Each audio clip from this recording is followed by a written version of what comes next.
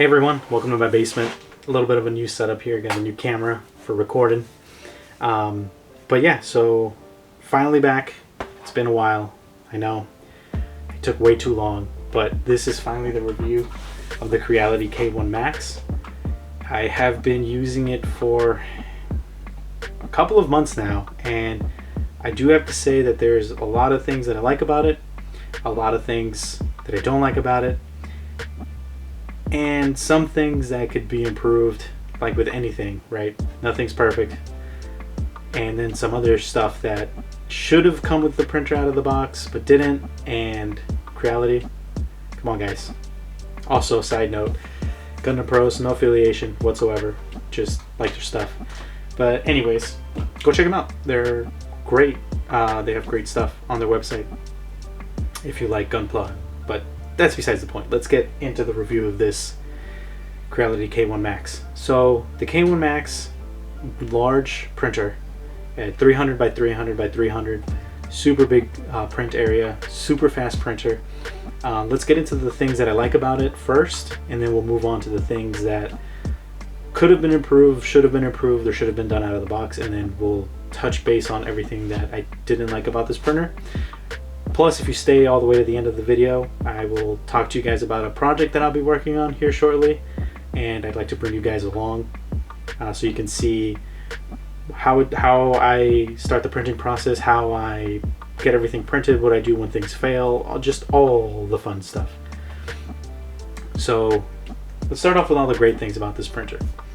The printer itself is awesome. It prints really fast. I had my doubts on how fast it could print. I knew it was really fast, but when compared to my P1P, I was blown away that it prints just as fast. It does helmet prints. These two guys here, one was printed on the P1P, one was printed on the Creality K1 Max, and they printed in almost the exact same amount of time. One of them is slightly larger. I don't know if you can tell, the blue one is a much larger helmet than the black one, but this white one behind me was printed on the K1 Max, and they printed almost exactly the same. I think there was maybe a couple of hours of difference, and that was probably due to some setting tweaks that were slightly different on this one versus my P1P, which is right here. Well, P1S now, but my P1P originally. Darth Vader helmet, not 3D printed. Can't get that quality out of a 3D printer unless you sand it down, prime it, paint it, all the works. But anyways, yeah, so this thing looks awesome. It has some things that I wish would have been improved, but we'll get to that later. It's super fast, it looks super clean, the interface is awesome. It comes with all of the toys. So it comes with LiDAR sensor, it comes with the auto bed leveling system, it comes with an glass front and top. The sides, I believe they're a plexiglass. I don't think that they're actually glass, but I could be wrong. It has the anti-vibration feet. It has the filament runout sensor. It's great. It's a great printer all around. It produces great quality prints. I've printed things like this articulated dragon from Cinderwig. Awesome, on Patreon over there if you want to, guys. Give her a follow. Creates great things, and it I don't know if you can get out of the way a little bit. I don't know if you can see that the quality on this thing is amazing. It printed out beautifully. It did require some tweaking. It's just adjusting some settings, running some calibrations, but it printed great. My first print though was a bit of a failure, but that's 100% on me. I didn't read what's clearly printed on the top of the lid, which is don't print PLA and other materials that require the same ambient temperature with the lid on. Hold on, I'll just show you. So this was my first print on this one. I don't know if you guys can see, the light might be a little bit too bright here for you guys to focus on this. I'll add in some close-ups, but yeah, so this was the first one, and it came out super horrible. It's blobby, it's under extruded in some places, it's over extruded in others. It's bad. When I pulled this off, I was pretty upset, and I then realized on the top of the lid it says, do not print PLA with the lid on, take the lid off, unless the ambient temperature, I think it says 30 degrees Celsius, or less than 30 degrees Celsius. So I took the top off, ran the exact same print. These were all stock files that come on the K1 Max, and it printed perfectly. It printed it great. There was no real issues that I could see on it besides slight ringing, but that can all be resolved with some more input shaping and other things of that sort. But yeah, I printed it perfectly.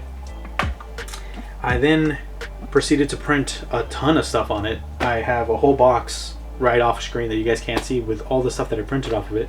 But yeah, so this thing prints fast. It prints really fast. I'm doing large scale prints that should be taking me, a couple of days, maybe a week, maybe more, and it's getting them done in a day or two, in 3 days. It's printing ridiculously fast. The other great thing about this printer that I might add, besides all of the fun stuff that it comes with, well, more of the fun stuff that it comes with, is the camera. The camera has its moments. It has its moments where it's the best thing ever, and luckily it's there. And then it has its moments when you're like, why? I was running a couple of prints where there were slight stringing, and it would stop the print completely. And there were times when it wouldn't detect the stringing, or wouldn't detect the fact that the print bed had no print on it while I was printing, and just globs would form, and luckily I would see it on the camera, come downstairs, turn the printer off, take the glob off, and move on. It did stop it a couple of times, but it was like 50% of the way done, and there was just giant pieces, chunks of plastic inside the printer. At one point stuff fell out, and it opened the door, and it was a mess. But those were just some things that I messed up on. That's not the printer's fault. So I just moved past it, reprinted everything, adjusted everything properly, and it printed great. I don't know if you could see, but there are some mods. I'll do a quick one around on this in a second.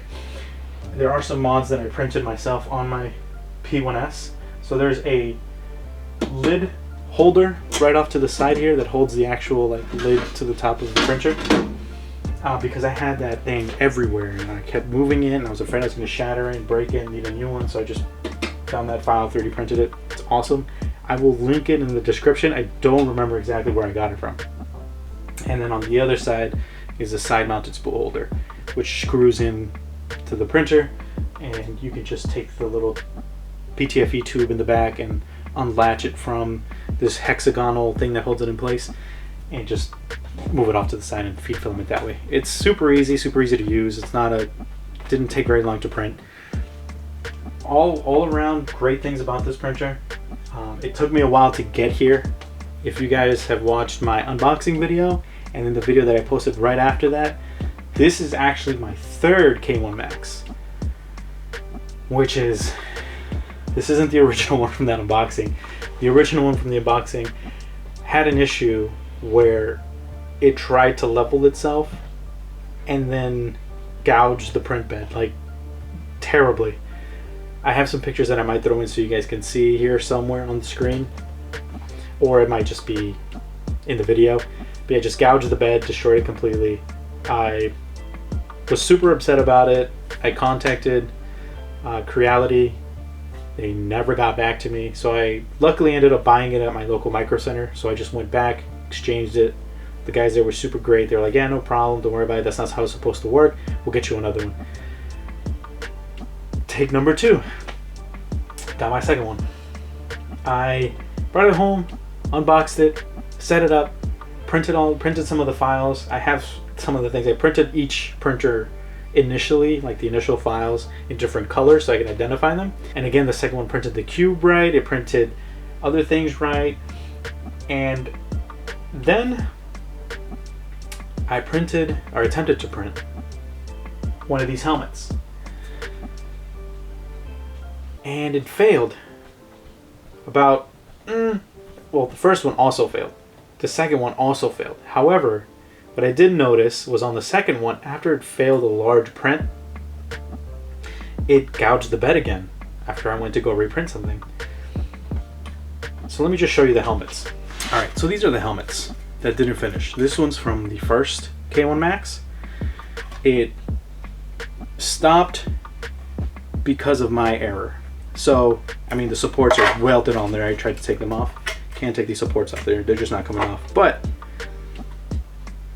Creality's firmware had a small bug that when it finished the print and you didn't click the OK little pop-up screen, and it was in the middle of another print and you went and you clicked OK for the previous print, it would end the print. So this happened with the first one. I printed got this far, hit that button, failed. The print, I got super upset about it because it was most of the way done. Like it was almost there. And so I was like, whatever, I'll just go ahead and reprint it again. Went in, reprinted it, gave me that issue where it gouged the bed. All right, cool, no problem. Went, exchanged it, got the new one, printed a bunch of test prints again, reran calibrations, did the works. All right, I'm gonna print the helmet now. This time I'm gonna print it in blue. Here's the helmet. See, I don't know if you can see it here. If not, I'll just shoot a little small video. But so it didn't stick to the bed. It ended up getting stuck on the printer and ended up killing the print because it detected spaghetti, and it just failed. Anyways, failed. I said, okay, cool. This one didn't fail as far. I'll just go ahead and reprint it. I went, reprinted it, gouged the bed a second time. Now at this point, I'm pretty upset, and I didn't document it happening the second time because I was just so frustrated with the printer that I wanted to throw it out the window. So I said, you know what? Go back to Micro Center, explain what happened again, and then hopefully get it exchanged. Got it exchanged. I said, you know what? Third time's a charm. If this one doesn't work, I'm just gonna make a video explaining that I got rid of it, and then I ended up getting another P1S because it was relatively around the same price. But the third one worked. Now, what worked about the third one? There was a firmware update that was released. It ended in 0.28, something like that. And I should have it on the screen so you know which exact one I'm talking about. So it had that firmware update, and all of a sudden the issues that I was experiencing went away. They just stopped happening. And then I was able to finally print a full helmet, which was this guy. Printed it, no problem. It's a little fuzzy, but you know, that's a little fuzzy, but no biggie. Like, you know, you can just use a little torch or lighter or something just to get them off, or a heat gun, and then just sand it down a little bit. No biggie. Came out great, you know. Came out perfect. Look at that. Came out great, and I was pretty happy. But could I print another one? And if I printed another one, would it fail? Would it smash into the bed? Would it do something? So I decided to not print another helmet. I decided to print something small that might not fail, and it worked. It printed this guy that I showed you guys, the dragon. It printed it perfectly, and I was like, okay, all right, I'm getting confident on this. This is going great. I ran another helmet with this particular filament. Or no, I ran another helmet with a new set of filament that I got, which was a tri-colored silk PLA that was purple, blue, and black, which is this guy right here. I don't know if you can see that. It captures it pretty nicely on camera, actually. Which I was like, cool, this thing's gonna look super cool. But it failed horribly. I'm not sure if it was maybe the settings that I had. I'm not sure what it was, but it failed. So then I was like, oh, here we go. It's gonna do the thing again. And surprise, surprise, it didn't. But then it was almost literally after I did this that Creality took the update down from their website. They recommended people to go back down to a previous firmware version. They even provided a previous firmware version on their website. And I was like, this thing's working. I'm not gonna do anything. Everything's fine. Couple of hours of printing later, I got a couple of other things around here that I printed. It didn't damage it terribly, but it ended up denting the build plate. I have it right here. It's not super bad. It's like a couple of dots. I don't know if you could see that right there. There was one on this side as well, right here. I don't know if you can really pick that up. I'll take a picture and show you guys. So I was like, okay, clearly there is an issue. Clearly there is an issue, and something needs to be done. So I downgraded my firmware to whatever version it was recommended at, and printed some stuff. It kept working great. Super happy with it. But as I started doing my research, I ended up finding out that the input shaper on this guy is actually limited by Creality. It doesn't do the full test that it's supposed to. And the only way to do that is to root this guy and install proper version of Clipper. And it should have been like that out of the box. It honestly should have been like that out of the box. And so there's a lot of things that should have come out of the box with it. Like, for example, the spool holder should have been created on the side. Now I get it. It's essentially see-through on all sides. So why would they put a spool holder on the side? It would just, you know, interfere with being able to see inside of it. And the one that I printed really doesn't do much. It attaches to the fan, one of the fan screws that's in there, and it doesn't really interfere with being able to see inside of the machine. I mean, it's glass everywhere. You just walk around and see inside of it. But, you know, cosmetically it looks nicer if it looks nice and neat, and then you have stuff on the back. It's just, yeah, I get it. But that's just a terrible place to put a spool holder. As you can see, like my setup, I would have to move the machine forward, be able to pull the spool out, add the new one, push it back, and then rerun the input shaper. Not the best. So I 3D printed the spool holder on the side, and everything's been great. Now, I was able to print that helmet in, I think it was like less than 2 days, which when I put it on, I don't know if you can see it here, but this is my Neptune 3 Max. It was quoting me about right around 5 days, almost 6 days, depending on the settings that I was going to choose. And that's with a 0.6 millimeter nozzle, because my head I have a big head, so I need to print most helmets at more than 100%. These regular sized helmets that I have here don't get through. I can wear them as hats, that's about it. But yeah, so I have to print most helmets in a larger size, so can't do that with this guy. With this guy, I'm able to just barely print regular size Spider-Man 2099 helmets from DOD3D, I believe is their name. I'm terrible with names, so I'll link it in the description. Anyways, yeah, so then after everything was said and done, I decided to race these two head to head, mano a mano, combating. And again, I found that the slicers predicted about the same amount of time, by a couple of hours difference, but they finished almost identical. It was like maybe like an hour or so difference. So I have those helmets right over here. So P1P, K1 Max. There are slight differences in terms of quality. The P1S printed it with much less fuzzy skin, almost no fuzzy skin. There's some here and there. There's just slight stringing here and there, but not too bad. This one came out, the quality of it is actually like super clean. The supports came off super easy. Great. Exactly what I expected it to do. Mwah! Beautiful. K1 Max, still great quality. There's not a whole lot to fix on it. It looks beautiful. I don't know if you can see on there. Looks great. But a lot more fuzzies on this guy, on the surface, and I think that's just because I think of how often it has to retract the filament and push it back. So could tweak it there a little bit more. That's perfectly fine. Supports came off super easy. They're a little bit tougher than they are for the P1P, but they weren't difficult. They just leaves a little bit of a rough edge, which can be sanded down and polished up a little bit. But overall, they took the same amount of time. I believe this one took me about, I think it was like,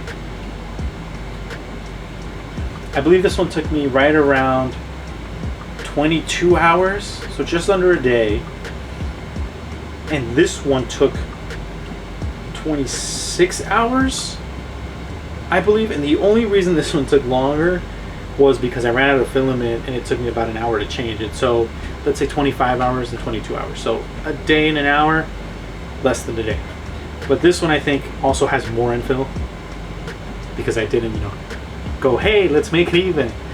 I decided to not do that because, big head don't mean big brain.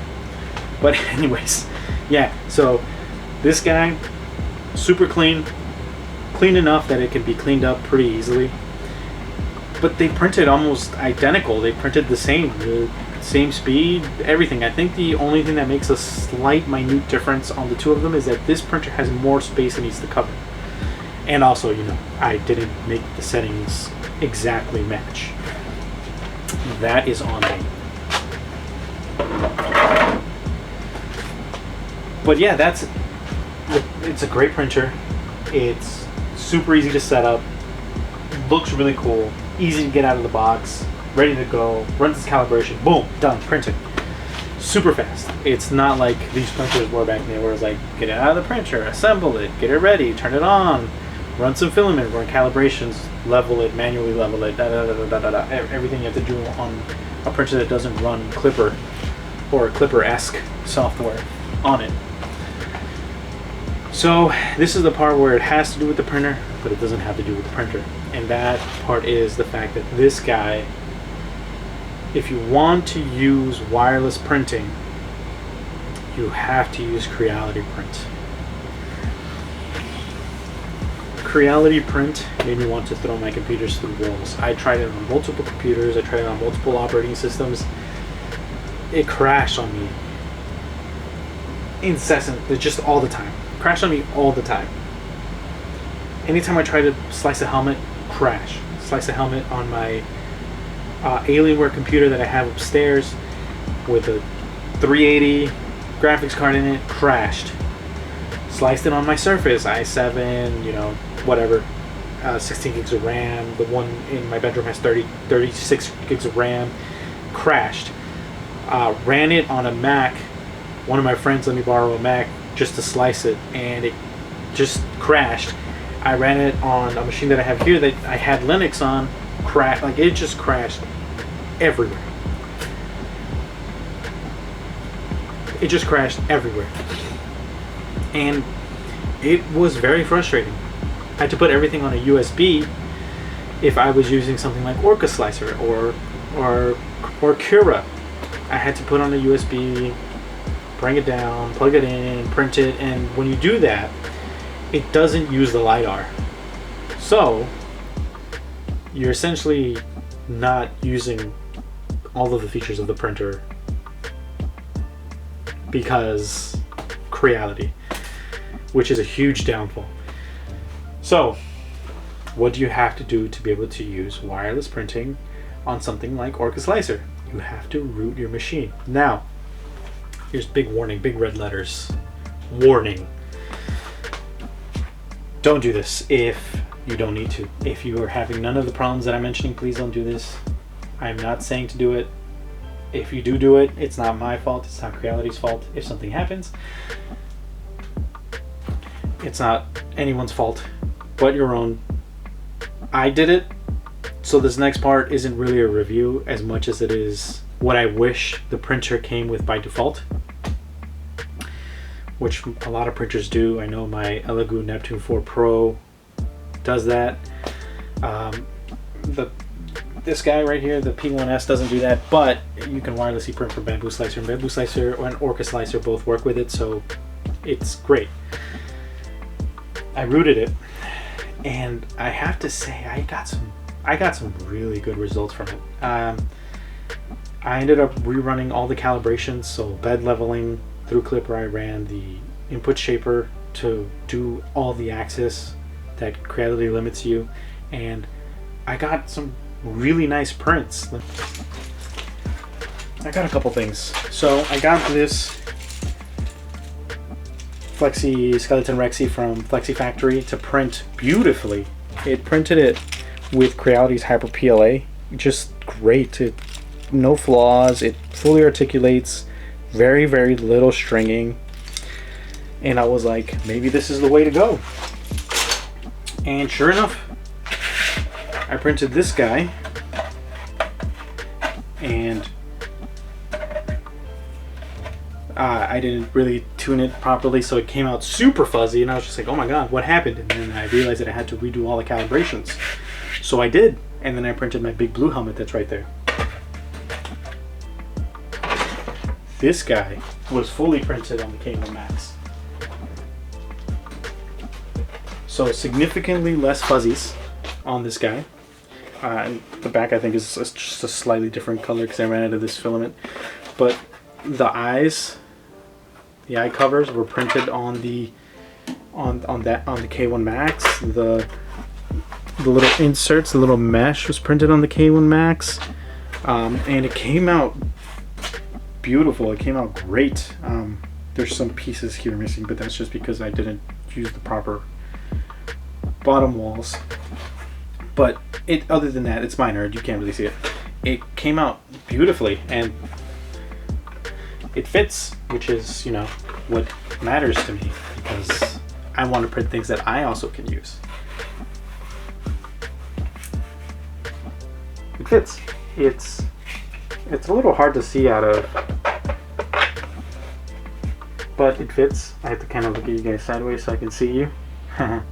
But it fits. It fits my gigantic head. I have a little bit of wiggle room, but just some padding for the top, you know, get it nice and aligned. And it's why I got it originally. So, should you root your K1 Max? That's totally up to you. I'm not going to tell you whether you should or shouldn't, because it can void your warranty if something were to go wrong because you did that. But it's great. It's a great printer. It prints beautifully for me. I watched a couple videos where this thing was just horror stories for a couple of people, but it was like a great thing for other people. I would like to think that for me it's been both. It's been a horrible experience, but also a great experience. A horrible experience in the sense that I went through 2 other machines, this exact machine, that had the exact same issue after doing the exact same thing. And then I got this one, and this one has been nothing but printing beautifully, printing great. It does everything I needed to do. It's been great. So I would say, is it worth it? Yes, it is. Because chances are you're not going to encounter the same issues that I did, because they've recently updated to the latest firmware, which I think is like 0.20 or something like that, which I've updated my printer to, and I've had 0 issues after updating it. And just remember to rerun all your calibrations. If you do root it, again, that's on you, not on me, not on Creality. If you do root your machine, you just have to rerun everything or back up your config files from your previous before you upgrade to the latest, because it will wipe that and you have to start off from scratch. Now, with all that being said, if you root it and you are able to send things wirelessly to it, from any slicer, you will not be able to use the LiDAR in this thing. So essentially, the LiDAR becomes a paperweight, which is awful, because it is so useful. When Creality Print did work, it made my prints even better, made them beautiful, because it would take that initial measurement and level the bed with it and all the fun things for the filament. So, Creality, please update Creality Print so it works properly, it stops crashing all the time, so that I can use it and it could print things beautifully. Or how about you just allow those features to be used with other slicers? That would also be beautiful. But there's a shot in the dark, and Who knows? Maybe they will someday. So now that the review's out of the way, I have a project that I'll be focusing on that'll hopefully help me get some videos out there to you guys a little bit quicker and not wait. I think it was like 48 days since my last upload. And that will be, I'm going to be printing a full suit of that guy, Spider-Man 2099, Miguel O'Hara. My favorite Spider-Man, because he is like me. Well, originally he's like me. I don't know if he still is that in the comic books. I mean in the comic books. In the new Spider-Man movie, I believe he is. I believe he's still Mexican. But that's why. Miguel O'Hara, Mexican Spider-Man. So I'll be printing everything. I'm probably going to use this at some point for large armor pieces, but I will be attempting to print the entire thing on this guy. Every piece. Every single piece is going to be hopefully printed on the K1 Max. There might be the occasional pieces printed on the 3 Max, but I'm going to try to make it so that I don't have to do that by cutting pieces up a little bit if I need to and fit on here. I mean, this is 300 by 300 by 300. It's relatively large. It's larger than most printers. But in the chance that I need this gigantic beast, I will probably use it.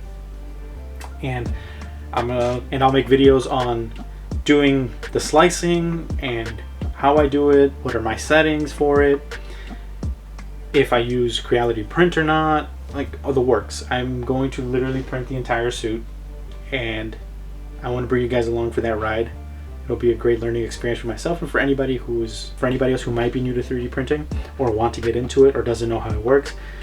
Those videos will be great because they'll be little mini tutorials on what I do that works for me. Obviously things might be different for you, but it'll help me also push out a little bit more content. I'm also going to be filming a video to review the 4 Pro from Elegoo. Now that might be a little bit less of a review and more of this is what I've done with it so far, whether I like it or not, things I do and don't like about it.